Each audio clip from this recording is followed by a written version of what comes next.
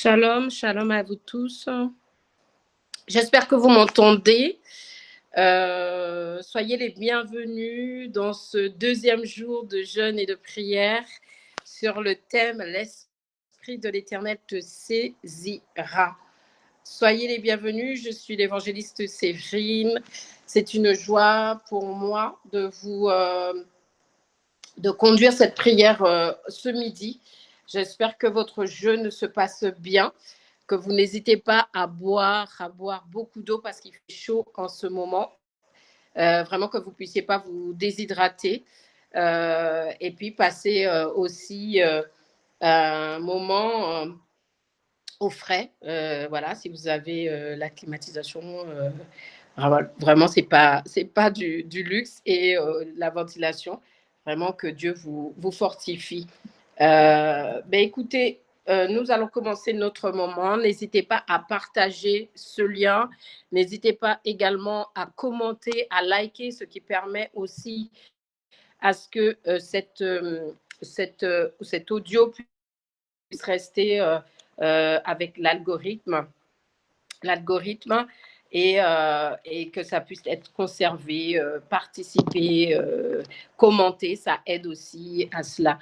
Vraiment que le Seigneur soit béni. Je voudrais aussi vous encourager, vous dire vraiment c'est une grâce, c'est une faveur de pouvoir nous approcher comme ça de notre Dieu, de pouvoir aller justement auprès de notre Dieu dans ce programme. Vraiment que le Seigneur soit béni. Nous allons commencer. Dans un premier temps, j'aimerais que tu puisses rendre grâce à Dieu parce que c'est par sa grâce, par sa force toute puissante qu'on arrive à être là, à tenir. On ne sait pas que ce n'est pas par nous-mêmes, mais c'est par l'Esprit de Dieu, c'est par cette force que Dieu nous donne. C'est vraiment la faveur, la grâce de Dieu. Je ne suis pas... je suis reconnaissante envers mon Dieu plutôt de cette faveur qu'il nous fait encore de nous approcher de lui. Prions. Éternel, mon Dieu, mon roi, papa, ta parole nous dit de louer l'Éternel. Et Seigneur, nous voulons te louer encore, te rendre grâce, te dire merci. Nos cœurs sont pleins de reconnaissance encore ce midi pour ce moment. Un moment de partage de ta parole, un moment où toi, tu vas nous faire du bien, un moment où toi, tu vas nous parler. Merci, Père de gloire, pour ce thème. Merci pour ton Église, Jésus-Christ, soleil de la vie, pour tes serviteurs et tes servantes qui nous donnent l'opportunité, Seigneur, de rester, de venir devant ta face, de conduire ton peuple, Seigneur mon Dieu. Nous savons que ce n'est pas par nous-mêmes, mais que c'est par ton esprit qui vit en nous. Merci, Père de gloire. Merci déjà pour cette matinée. Merci pour ce que tu vas faire encore.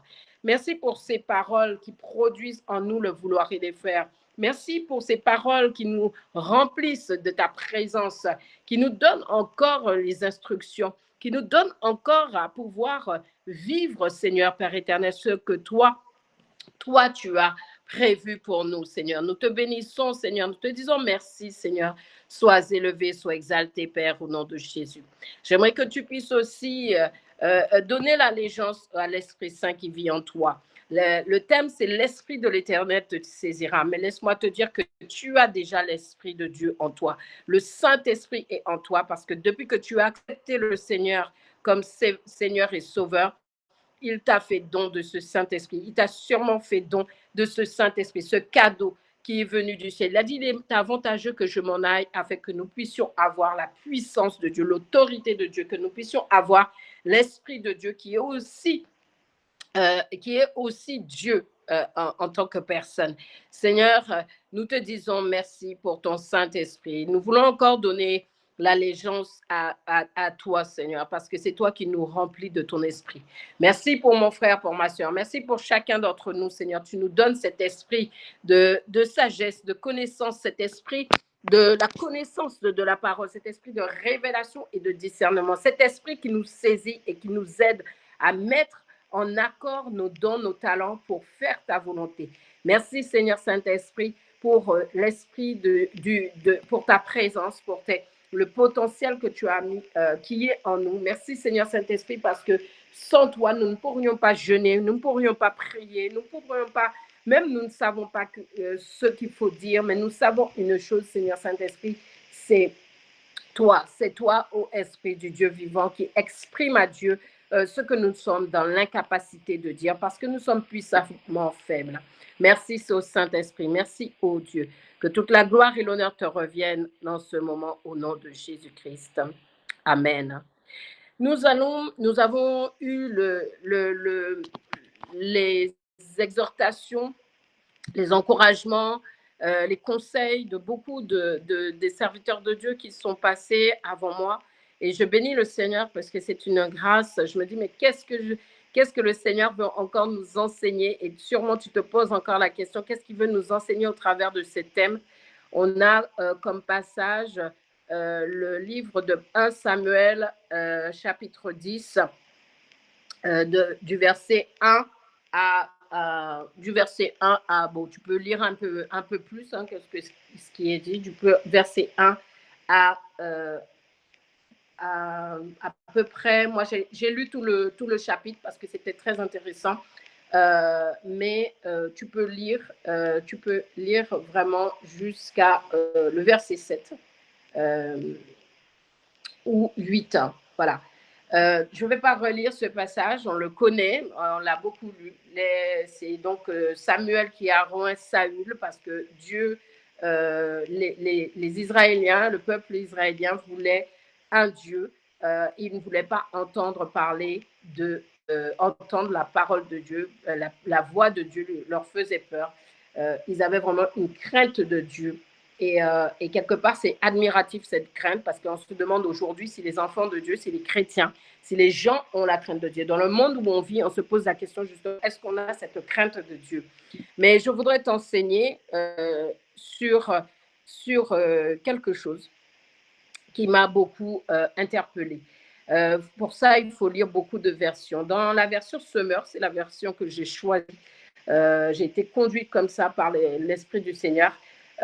Il est dit, Samuel prit, verset 1, prit le flacon d'huile qu'il avait emporté et répandit le contenu sur la tête de Saül. Puis l'embrassa et dit, par cette onction, l'Éternel t'établit chef du peuple qui lui appartient. Dans d'autres versions, ce n'est pas écrit chef du peuple, mais c'est écrit chef de son héritage. Donc, Dieu établit par le bien de Samuel, le prophète, Saül, qui est chef du peuple par l'onction, par l'Esprit de Dieu. C'est au travers de l'Esprit de Dieu que Saül est devenu quelque part le chef du peuple de Dieu. Et dans cette version, on voit que Dieu voit quelqu'un de responsable. Parce qu'un chef, comme à ton travail, comme dans ta vie de tous les jours, tu as un responsable, tu as un service, une mission que tu accomplis.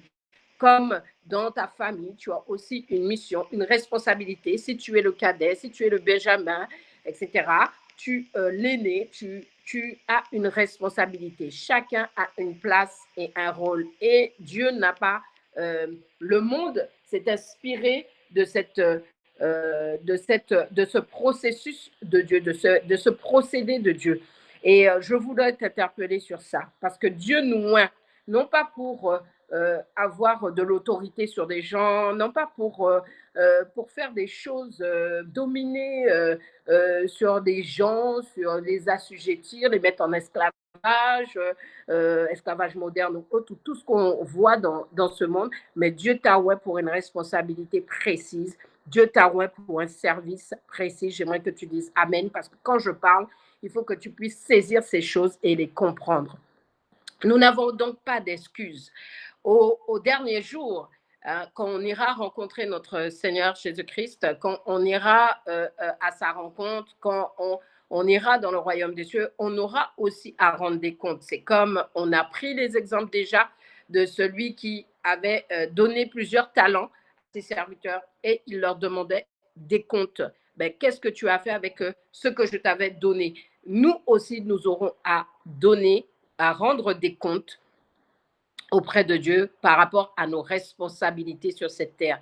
On ne peut pas regarder tout ce qui se passe autour de nous et ne pas donner et ne pas prendre part à une action, à une mission, à un service. Il est temps maintenant de se mettre en ordre. Il est temps maintenant de se mettre en marche et de ne pas se fier au qu'on dira-t-on, de ne pas se fier que parce qu'on est différent, parce qu'on fonctionne avec l'Esprit de Dieu, puisque l'Esprit de Dieu vit en toi, le Saint-Esprit est ton guide, il est en toi chaque jour. Ben là, tu dois prendre aussi tes responsabilités dans les différents domaines où Dieu t'a placé, que ce soit à l'école, que ce soit au travail, que ce soit dans ta famille, que ce soit auprès de ton voisinage. Voilà. Aujourd'hui, hein, nous avons toutes sortes de choses pour lesquelles nous nous empressons de prendre des responsabilités. On veut des postes à responsabilité au travail, on veut être le meilleur à l'école, voilà. Et c'est très bien, mais il faut que aussi nous puissions rendre des comptes à notre Dieu dans le service. Tu viens à l'église, oui, tu viens à l'église le dimanche pour te ressourcer, mais tu viens aussi pour servir l'Éternel. Dans tout ce que tu dois faire, tu dois le faire pour Dieu. La Bible dit, tout ce que vous le faites, faites-le comme pour le Seigneur. Donc, dans notre vie, à 360, dans notre vie, dans tous les domaines, nous devons prendre nos responsabilités et servir l'Éternel, servir Dieu, servir au travail avec Dieu, servir à l'école avec l'Esprit de Dieu, servir ma famille avec l'Esprit de Dieu, faire la volonté de Dieu. Ça, c'est notre première disposition. Sommes-nous prêts à obéir? Sommes-nous prêts à servir? Sommes-nous prêts à faire la volonté de Dieu? Nous demandons à Dieu beaucoup de choses. On demande toujours à Dieu des choses. Je veux ci, je veux le mariage, je veux ci, je veux ça. Mais à quel moment nous prenons nos responsabilités pour le service, pour être le chef? Dieu l'a a oint Saül, on l'a vu dans cette version Semeur, c'est pour l'établir chef de son peuple. Quand on est chef, on a des responsabilités. Quand on est chef, on délègue des actions. On délègue des missions à d'autres collaborateurs. On parle avec ses pairs. On travaille en lien. On a des comptes à rendre à une hiérarchie. De même, toi aussi, tu as des comptes à rendre à Dieu. Que te dit Dieu? Que te dit le Saint-Esprit?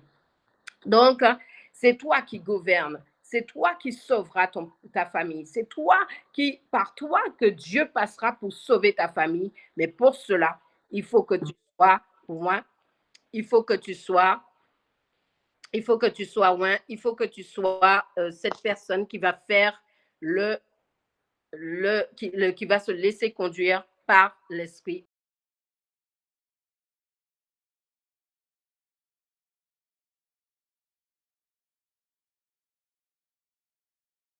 Des gratifications, on veut être loin pour avoir des gratifications, pour dire qu'on est pasteur, qu'on a un titre, mais Dieu nous oint pour une chose précise. Mon deuxième point, c'est un point qui m'a beaucoup interpellée. Après avoir été loin, il a été dit à Saül, voilà, qu'il trouvera deux hommes. Il a des choses à faire, il a des choses, il doit aller, il doit poursuivre sa route. Et on lui dit que quand, verset 3, en poursuivant ta route, lorsque tu arriveras au chêne de Tabor, tu rencontreras trois hommes montant à Bethel pour adorer Dieu. Trois hommes qu'il va rencontrer pour adorer Dieu. Ces hommes ne vont pas pour faire n'importe quoi, ils vont pour adorer Dieu. L'un d'eux portera 3 chevaux, l'autre 3 miches de pain et le dernier une outre de vin. Et là, l'Esprit de l'Éternel m'interpelle en me disant, mais à partir du moment qu'on est loin, à partir du moment qu'on a le Saint-Esprit en nous, à partir du moment on porte cette responsabilité et on veut faire la volonté de notre Dieu, on veut le servir, à partir de là, Dieu dispose les personnes dont on a besoin. Dieu dispose des personnes autour de nous pour les bonnes personnes, des Abishai, des pasteurs, des personnes qui sont là, des anciens, des personnes qui sont là pour nous conduire dans la bonne voie, pour nous aider, pour nous soutenir. Et Saül a eu ces trois personnes qu'il a rencontrées qui allaient adorer Dieu. Et ces personnes, parmi ces personnes, il y a une qui lui a donné une miche de pain, 2 miches de pain, et donc deux pains. Et cela aussi m'a marqué. C'est-à-dire qu'on lui donne le pain. Le pain, c'est la parole de Dieu. Le pain, c'est la nourriture de Dieu. Le pain, c'est la parole de notre Seigneur. Donc, à partir du moment qu'on se lève pour servir, à partir du moment qu'on se lève pour prendre ses responsabilités, non seulement Dieu nous dispose dans un environnement où il met des personnes aux côtés de nous, des pères, des personnes pour nous aider, pour nous édifier, pour nous corriger, pour nous montrer la voie, pour des personnes que Dieu a choisies dans ton environnement, pour t'aider à avancer, pour t'aider encore dans ta mission. Ces personnes, ce sont des supports. Ces personnes, ce sont des conseillers. Ces personnes, ce sont aussi des personnes qui prennent soin de toi. Parce que Saül, là, ici, il n'est pas dit qu'il avait faim. Il n'est pas dit que, d'autant plus qu'il retournait chez son père, il n'est pas dit qu'il avait faim, qu'il manquait quelque chose. Mais on lui a donné une nourriture. On ne lui a pas donné les chevreux, on ne lui a pas donné le vin. On lui a donné 2 pains. On lui a donné le pain, la parole qu'il faut. On lui a donné la nourriture qu'il faut. On lui a donné ce qui pourra le soutenir dans sa mission, ce qui pourra le réconforter, ce qui pourra l'aider. C'est le pain. Nous avons toujours besoin du pain quotidien. D'ailleurs, dans la prière sacerdotale, il est dit, donne-nous notre pain quotidien. Donne-nous notre pain de ce jour. Toi aussi, tu as besoin de pain. La parole de Dieu nous dit, on ne vit pas de pain seulement, mais de toute parole qui sort de la bouche de Dieu, de toute parole que le Saint-Esprit va t'inspirer, de tout ce que le Saint-Esprit va te dire à faire, tu devras le faire. Donc, la deuxième révélation, c'est que tu trouveras des personnes que Dieu a disposées pour t'aider, pour t'encourager, pour te donner ce dont tu as besoin, même ce que tu n'as pas demandé, mais que Dieu sait que toi, tu as besoin pour mener ta mission de sa parole. Tu as besoin d'être soulagé. Tu as besoin de quelque chose. La parole, c'est Christ. Et tu n'as même pas à demander.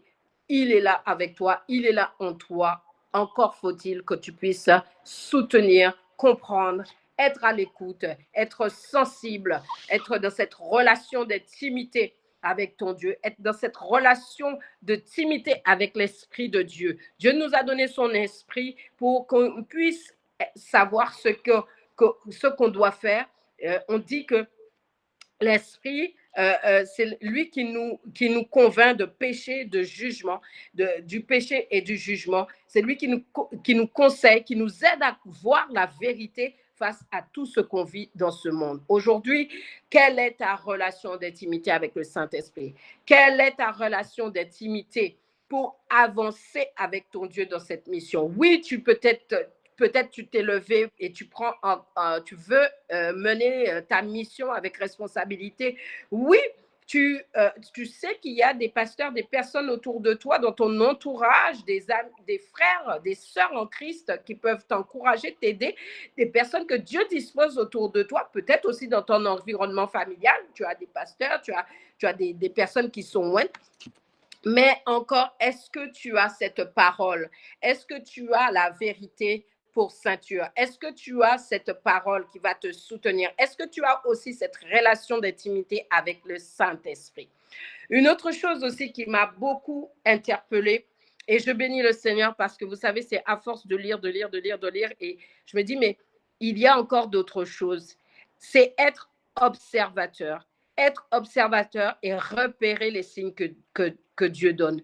Parce que dans notre vie, pour mener à bien la mission, pour ne pas interférer dans les missions que Dieu nous donne, il faut être celui qui observe le plus. Il faut être celui qui repère les signes que Dieu donne. Est-ce que tu sais repérer les signes?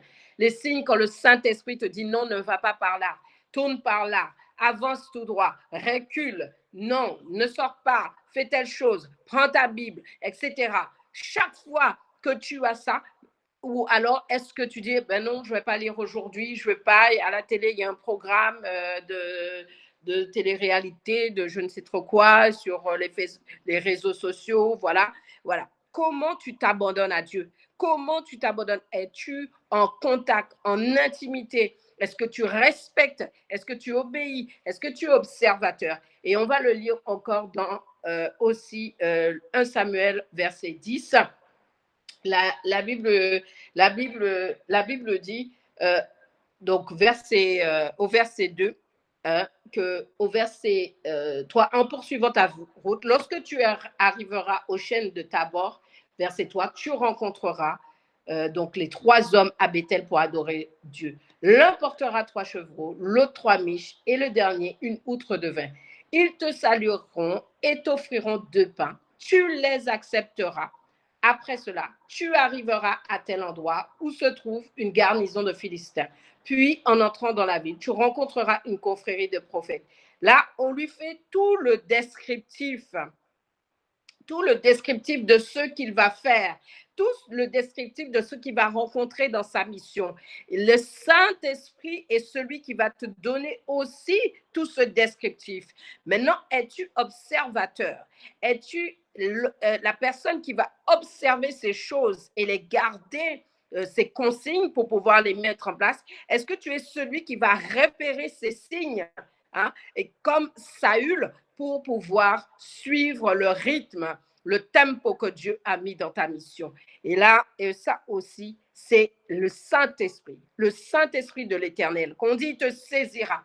Ce n'est pas que te saisir, mais c'est aussi te donner des repères. C'est aussi te donner à observer ce qui se passe autour de toi. À observer. Peut-être que tu as rêvé des choses la nuit et le matin, il arrive telle chose. Le matin, quelqu'un te parle et te dit, ben voilà telle chose. Mais Dieu t'a déjà averti. Tu sais déjà comment te positionner. Tu sais déjà qu'est-ce qui se fait. En général, dans nos rêves, dans nos visions, dans nos lectures, dans nos révélations de la parole de Dieu, on observe, on repère des signes et on les voit s'accomplir dans certaines choses. Quand il t'arrive quelque chose, est-ce que tu te dis pas, ah, mais mon frère tel, il était passé par là, par cette situation. Ah, je vais l'appeler. Il va peut-être me donner son expérience. Il y a toutes ces choses. Le Saint-Esprit en toi doit faire écho. Le Saint-Esprit en toi doit te dire oui, si c'est bon, si c'est pas bon. Le Saint-Esprit doit te montrer comment on doit être observateur. On est dans une génération fast-food où les gens veulent tout de suite, où tout c'est rapide. Mais allons au rythme du Saint-Esprit. Que le Saint-Esprit te montre les choses. Que le Saint-Esprit te permette d'être observatrice ou observateur. Le Saint-Esprit t'aide à repérer les signes que Dieu te donne pour que tu puisses,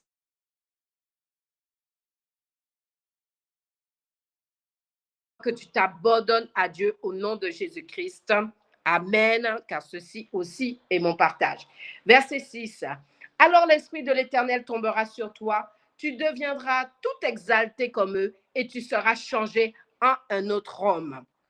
Alors, ce qui m'a aussi beaucoup interpellé, c'est que l'Esprit de l'Éternel tombera sur toi, ils ont dit. Tu deviendras tout exalté comme eux. Tu seras changé en un seul homme. À partir du moment que tu as reçu l'onction, à partir du moment que tu as l'Esprit de Dieu, tu n'es plus la même personne et ça, on l'avait vu également.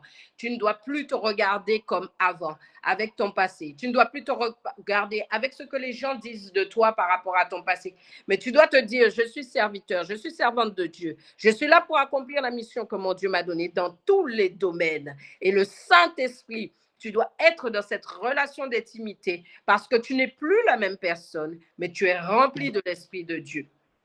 Tu es rempli de la présence de Dieu. Tu es rempli, tu es là pour accomplir cette mission et elle doit être droit devant tes yeux. Elle doit être devant toi. En 4e point, je dis que nous prétendons toujours avoir le Saint-Esprit en nous. Quand c'est pour chasser des démons, quand c'est pour faire certaines choses, nous avons toujours le Saint-Esprit. Ben oui, j'ai le Saint-Esprit, etc. Mais nous prétendons vraiment être serviteurs, servantes de Dieu. Nous prétendons vraiment être ce peuple-là qui, d'ailleurs, tout le monde dit, nous sommes un peuple-là qui est une nation sainte, un royaume, des sacrificateurs. Les sacrificateurs, ce sont des prêtres. Donc, les sacrificateurs pour Dieu, on le dit, d'accord? Mais quel est notre entrain? Quelle est notre motivation? Quel est notre dévouement, notre empressement pour chercher, faire les choses de Dieu, pour chercher la face de Dieu, pour toujours demander la volonté de Dieu? Dieu veut que tout homme soit sauvé, qu'il parvienne à la connaissance de la vérité. C'est ça que Dieu veut. Dieu veut, il a dit, recherchez d'abord, premièrement, la justice et son royaume. Toutes choses vous seront données. C'est la priorité des priorités. C'est ça pour notre Dieu. L'Esprit de l'Éternel te saisira, mais pour accomplir cette mission première pour Dieu. C'est ça la priorité pour notre Dieu. Moi, je veux te demander quelle est ta motivation. Est-ce que c'est pour toujours demander pour toi? Toujours demander pour ton mariage, toujours pour demander pour ta famille. Oui, Dieu veut que tout cela, mais avant tout, il te donne son esprit pour faire quelque chose. Et tu auras des comptes à rendre. Nous cherchons toujours notre propre intérêt. Quel est l'intérêt de Dieu? Dans ta situation, quel est l'intérêt de Dieu? Dans le moment dans le moment qu'on passe là, quel est l'intérêt de Dieu? J'aimerais que tu puisses apprendre à contempler ton Dieu. J'aimerais que tu puisses apprendre à regarder tout ce que Dieu a fait dans ta vie. Jusqu'à aujourd'hui, on dit, Ebenezer, Ebenezer, jusqu'ici, l'Éternel nous a secourus, n'est-ce pas? On le dit dans nos moments de prière. On le dit. Moi-même, j'aime le dire parce que j'aime à me rappeler. J'aime à avoir des actions de grâce, à dire à Dieu, tu m'as sorti de tel endroit, de la maladie, tu m'as sorti de telle chose, des difficultés, tu m'as sorti de ça, tu m'as sorti du chômage, moi je ne sais pas, tu m'as sorti de plein je n'avais pas de papier, par exemple, tu m'as sorti de plein de choses. Mais à quel moment on est là juste pour contempler, pour voir l'intérêt de Dieu, pour voir uniquement à ses intérêts à lui? Pourquoi donc l'Esprit de l'Éternel te saisit si tu ne prends pas en considération les besoins de ton Père? Pourquoi tu veux l'onction pour le pouvoir? Tu veux l'onction pour l'autorité? Tu veux l'onction, tu veux des dons, tu veux des talents. Mais pourquoi? Si ce n'est que pour exercer l'amour de Dieu. Parce que Dieu nous donne son onction, Dieu nous donne son esprit. Mais c'est pour faire les choses avec amour. L'esprit, on a appris les fruits de l'esprit, le fruit de l'esprit, l'amour, la paix, la joie, la bonté, la bénignité, la tempérance, la maîtrise de soi, la fidélité, la connaissance de la parole de Dieu, la prophétiser, toutes ces choses, tous ces dons, tous ces talents, toutes ces choses que Dieu nous donne, mais c'est avec amour, pour faire les choses avec amour. La base de tout dans ce testament que Dieu nous a donné, c'est l'amour. Dieu a tant aimé, Dieu a tant aimé. C'est pour ça que l'Éternel te saisira par amour pour accomplir la mission que Dieu t'a donnée. Le plus grand, c'est le plus grand qui sert. Et aujourd'hui, tu es là. Tu n'es peut-être pas consacré par des pasteurs. Tu vas dans ton église, mais tu es grand parce que tu sers ton prochain. Tu es là, même quand Dieu ne voit pas, mais même quand les hommes ne voient pas, Dieu voit et il t'utilise. Tu es celui qui sert pour la gloire de ton Dieu. Aujourd'hui, j'aimerais te poser la question, qui sers-tu en premier?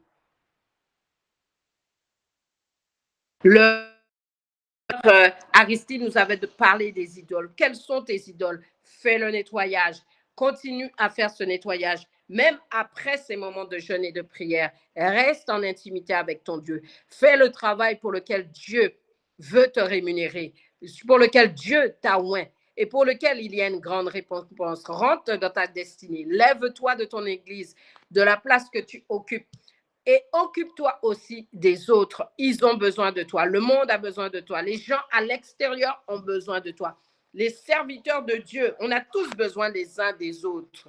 Je veux te dire qu'aujourd'hui, l'Esprit de l'Éternel te saisit. C'est pour accomplir cette mission pour laquelle tu as déjà été qualifié. Sois conscient, sois consciente de cela. Je prie au nom de Jésus, que comme Saül, que tu puisses être cette personne qui va observer, qui va repérer les signes, qui va avoir une intimité.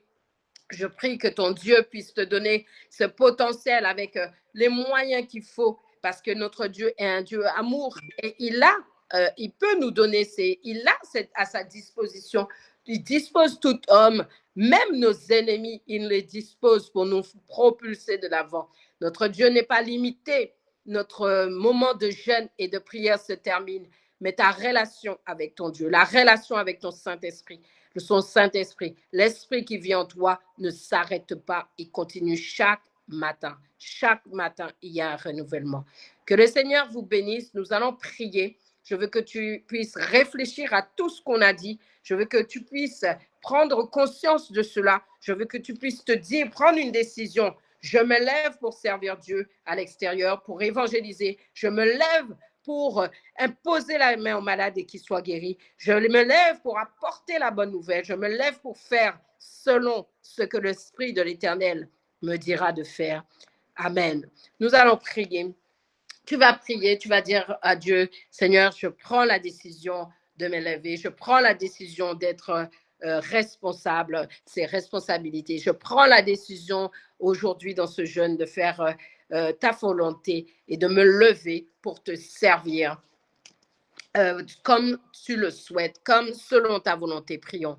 Éternel Dieu de gloire, Papa, je viens, Seigneur, Père éternel, déclarer, Seigneur, et confesser que je viens, Seigneur, te servir, Seigneur, avec fidélité, intégrité. Je veux te servir comme toi tu veux, Seigneur, Père éternel, selon ta volonté, selon ma destinée, selon la destinée de mon frère, de mes soeurs. Je te les recommande, Yahweh, pour qu'on puisse se lever et chercher ton intérêt dans toutes les dimensions de nos vies. Seigneur, je prie au nom de Jésus-Christ que cela soit notre partage, que ceux qui étaient assis à l'église se lèvent, que ce Seigneur Père éternel qui avait peur autrefois d'aller dans les rues, qu'ils aillent présenter la parole, celui qui sauve, celui qui accorde la délivrance, Jésus-Christ de Nazareth. Je viens, Seigneur, recommander, Seigneur Père éternel, chacun de nous, afin que ton esprit nous guide, non pas pour faire des choses semblables, mais toi, tu nous guides chacun dans notre direction, afin de faire toutes choses concourir au royaume des cieux et à ta justice. Père, je prie au nom de Jésus-Christ, que cela soit manifeste, que nous puissions prendre cet engagement et ne jamais revenir dessus, Seigneur. Merci, Père de gloire, parce que nous savons que ce n'est pas par nous-mêmes, Seigneur, ni par nos forces, ni par notre puissance, mais ton esprit qui nous conduit, ton esprit qui vient en nous. Béni soit l'Éternel qui nous a donné cet esprit. Béni soit l'Éternel qui ne nous a pas laissés orphelins. Béni soit l'Éternel qui pourvoit à toutes choses. Notre Père bienveillant qui connaît toutes choses dans nos vies. Père éternel, merci encore. Merci pour ce moment. Merci aussi, Seigneur, pour ces choses qui ont pu aller dans les cœurs de chacun. Merci, Père de gloire, Papa, pour la détermination. Merci, Père très saint, Seigneur, pour cet après-midi. Yahweh, je te recommande notre après-midi entre tes mains. Je te recommande tous ceux qui vont travailler. Je te recommande, Seigneur, tous ceux qui vont en réunion. Je te recommande, Seigneur, Père éternel, toutes les situations, tes serviteurs, Seigneur, Pasteur Serge, Pasteur Désiré, Pasteur Aristide. Je te recommande tous ceux qui te servent, Seigneur, Père éternel. Il est venu, Seigneur, le temps, Seigneur, où la création attend avec un ardent désir la révélation des fils de Dieu. Seigneur, merci, que toute la gloire soit pour toi au nom de Jésus-Christ. Amen. Amen. Amen. Bon après-midi, soyez tous bénis. Bye bye.